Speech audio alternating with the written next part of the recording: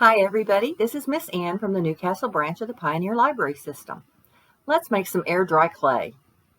You'll need 3 ingredients for this clay: baking soda, cornstarch, and water.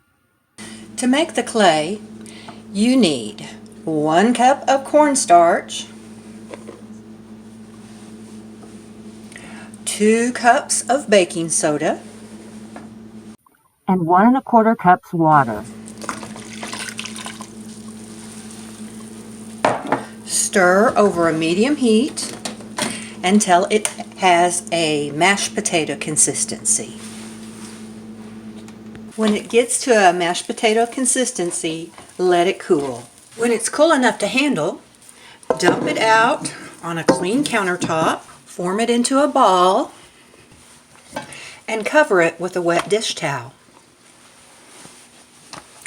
Let it sit this way for 15 minutes. What is baking soda? Well, scientists call it sodium bicarbonate. On the pH scale, it's a base, which means it's high in hydrogen ions. When baking soda is mixed with an acid, such as lemon juice or vinegar, the chemical reaction releases carbon dioxide. In baked goods, the gas creates air pockets that stiffen in the heat, and this causes cookies, cakes, and the like to rise and expand. We didn't add an acid, so our clay didn't expand.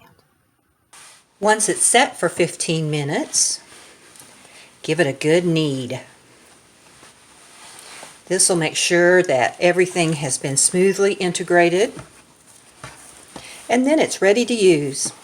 If you're going to roll it out and use cookie cutters to make ornaments, use parchment paper with the dough in between.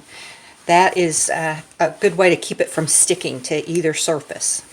This will store in a plastic bag or airtight container for several weeks. Air dry clay. As you're working with the clay, leave the unused portion in a damp towel to keep it from drying out.